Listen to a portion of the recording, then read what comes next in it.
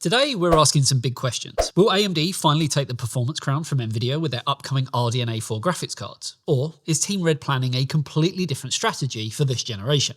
With both companies gearing up for major launches in early 2025 and AMD themselves confirming a launch window for their next-gen GPUs, the GPU landscape could look very different by this time next year. Whether you're Team Red or Team Green, understanding what RDNA4 brings to the table could be crucial for your next upgrade decision.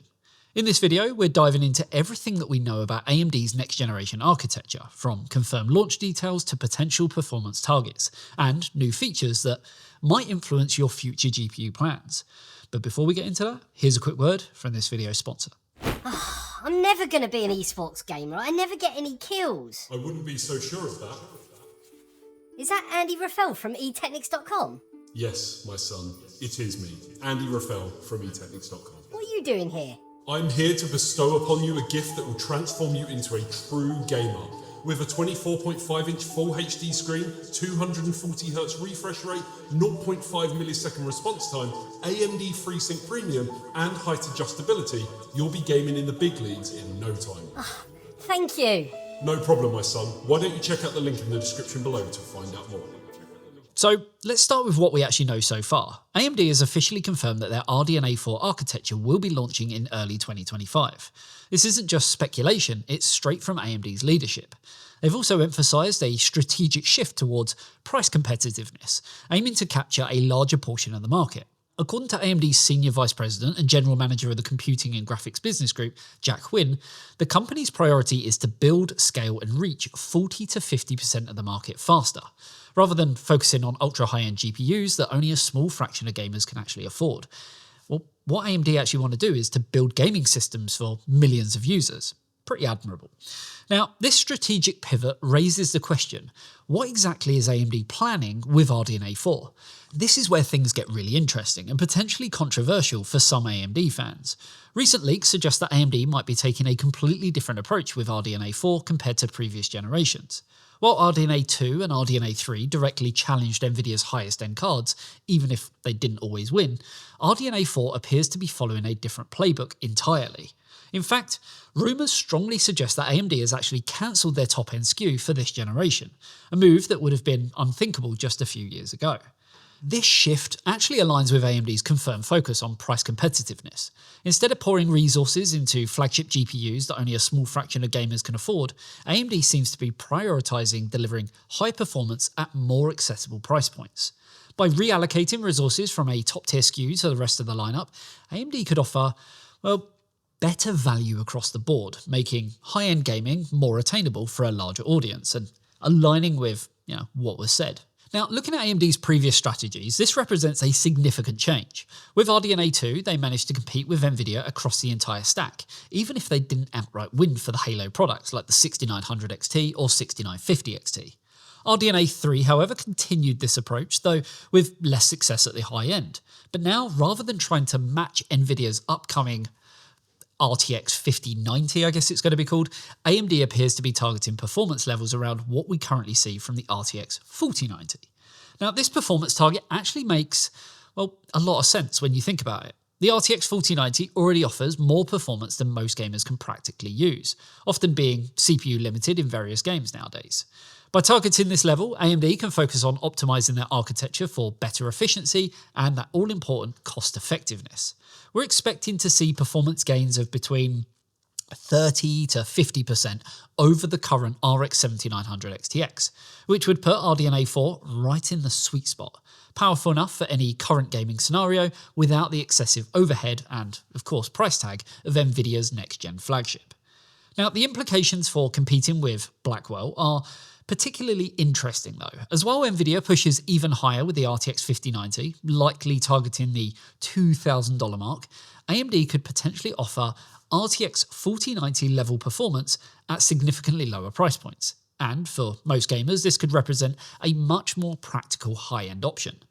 Now, AMD's focus on price competitiveness could actually disrupt the market by providing performance that meets gamers' needs without breaking the bank, especially given, well, current conditions within the GPU market. When it comes to architectural changes, RDNA4 represents, well, quite a shift from its predecessor. While RDNA4 made headlines with its chiplet design, AMD is actually moving back to a monolithic approach with RDNA4. Now, this isn't just a random design choice. According to leaks, AMD initially tried continuing with the chiplet design, but had to scrap and remake the architecture when it wasn't performing as expected. This return to a monolithic design might actually be good news if it turns out to be true. While chiplets showed promise with RDNA4, they also brought their own set of challenges. We saw this with some of RDNA3's quirks, like the odd bug where 1080p AV1 recording would, output at 1082p due to the hardware defect with the actual architecture itself.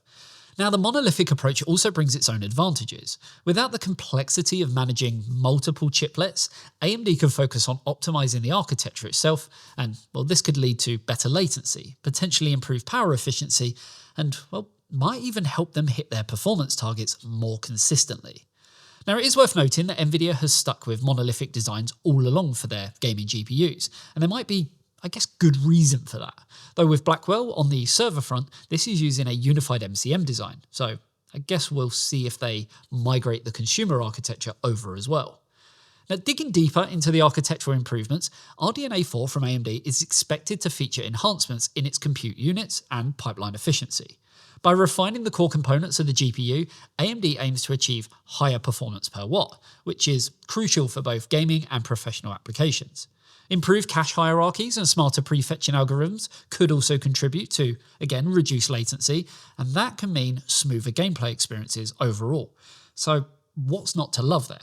On the manufacturing front, AMD is expected to be sticking with TSMC for RDNA4 production. However, unlike previous reports suggesting that they would use the 5nm process node, new information indicates that AMD could potentially utilize a whole new process, like TSMC's 3nm or 4NC nodes. Now, given that it's not clear exactly what RDNA4 is using, as AMD just says it's using an advanced node, anything's possible at this point.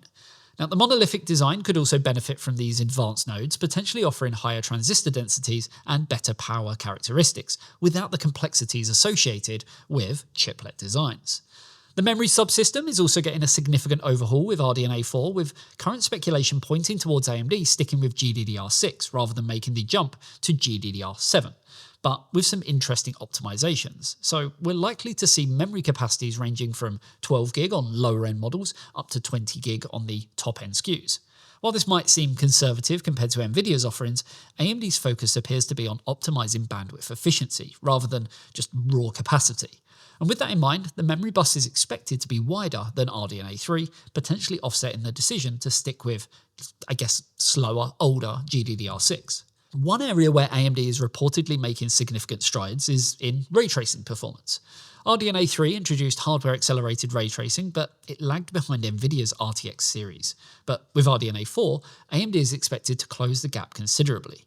Enhanced ray tracing cores and improved algorithms could deliver much better performance in ray trace games, bringing AMD's GPUs closer to parity with NVIDIA's current offerings in this important area. And it is important because a lot of new games are coming out with ray tracing baked into the game that can't be turned off. Performance to one side, power efficiency is going to be particularly interesting with RDNA4. The move back to a monolithic design, combined with lessons learned from RDNA4, could lead to some significant improvements here. We're expecting to see more reasonable TDP targets across the stack compared to what NVIDIA's pushing with their high-end cards. And this could be another sign of AMD's focus on practical, real-world benefits rather than, just chasing benchmark numbers. So what about the actual features?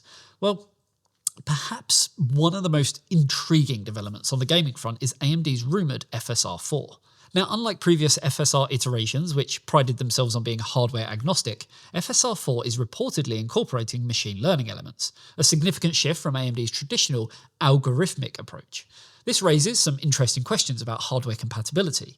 Given that FSR4 will leverage machine learning capabilities, it might actually be limited to RDNA4 and RDNA4 architectures, as these are the only AMD GPUs with dedicated AI accelerators. So what I'm trying to say is if you have something older, you may be out of luck if this feature comes to market and you want to use it. This potential limitation I guess makes sense from a technical standpoint, as you can't run machine learning efficiently without the hardware to support it. However, it does mean AMD will need to carefully balance this new capability with their existing FSR implementations to maintain support for their older GPUs. But it also raises concerns about adoption in the gaming industry as a whole. If FSR 4 is exclusive to newer AMD hardware, game developers might be hesitant to invest resources into supporting it, especially if the user base is relatively small compared to the broader GPU market. This exclusivity could make it less likely for FSR 4 to be widely used in games, potentially limiting its impact compared to NVIDIA's DLSS, which has already gained significant traction. Now, this brings us to perhaps the most interesting aspect of RDNA4, which we briefly alluded to before, its marketing position. By targeting RTX 4090 level performance rather than trying to compete with NVIDIA's next flagship, AMD might actually carve out a sweet spot in the market. I mean, think about it. If they can deliver current flagship performance at significantly lower prices, they could capture a much larger share of the GPU market. There is, I guess, a slight problem here, however, and it's the value proposition. It's a simple but, tricky question. Are you going to pay a lower price but not have NVIDIA's feature set, like DLSS and RTX HDR? Well, AMD at least seem to think so, but it's an interesting balance of considerations that buyers will have when it comes to upgrading their GPU. Now, looking ahead, this strategy could have significant implications for the GPU market as a whole. By focusing on more attainable price points while still delivering high-end performance, AMD might force NVIDIA to reconsider their pricing strategy, at least in the mid-range segment. Yeah, it's a bold move that could reshape how we think about high-end gaming GPUs, but moreover, AMD's approach could stimulate competition in other areas, such as software features and ecosystem support. If, and it's a big if AMD can offer a compelling combination of hardware performance and price, along with robust software features like FSR 4, despite its potential limitations, they could strengthen their overall position in the market. Another aspect worth considering is the impact on professional workloads and content creation. AMD's GPUs have traditionally lagged behind NVIDIA in terms of software optimization for professional applications. With RDNA4 though, AMD has the opportunity to improve performance in areas like 3D rendering, video editing and AI workloads. Enhancements in these areas could make RDNA4 GPUs more appealing, not just to gamers but also to professionals looking for cost-effective solutions, like us. And again, this is an area that AMD have, historically lacked in. NVIDIA have always had, you could class it as the upper hand. Now, as for NVIDIA, AMD's strategy could actually put pressure on them to adjust their own approach. If AMD successfully captures a significant portion of the high-end market by offering similar performance but at lower prices, NVIDIA might be compelled to offer more competitive pricing or introduce new features to maintain their market share. AMD's confirmed focus on expanding their market share aligns with this strategy by aiming for a larger portion of the total addressable market. AMD is not just looking to compete with NVIDIA on performance, but also to become a more dominant player in the GPU space overall. Something that, we've seen them do on the CPU front against Intel, so I guess, they're no stranger to it. This could have long-term benefits for consumers, leading to more competition, better prices and more innovation in the graphics card market. And I don't know about you, but I say this all the time, us as consumers, I'm all for that. Competition is good. Overall, if what's been rumoured turns out to be true, it would be a pretty weird market for graphics cards in general. I mean, just think about it. NVIDIA would have more or less free reign to do what they want, and AMD would be seen as a mid-value competitor. However, remember, most of what we've discussed today is based on leaks and analysis, and while AMD has confirmed certain aspects like the launch window and their focus on price competitiveness, things could still change before the launch. But we'll be keeping a close eye on developments and we'll bring you updates as we learn more, especially when we also factor Intel into the mix and what they're trying to do with Battlemage. Though it does seem that Intel, have their own fair share of problems with their CEO, Pat Gelsinger, stepping down.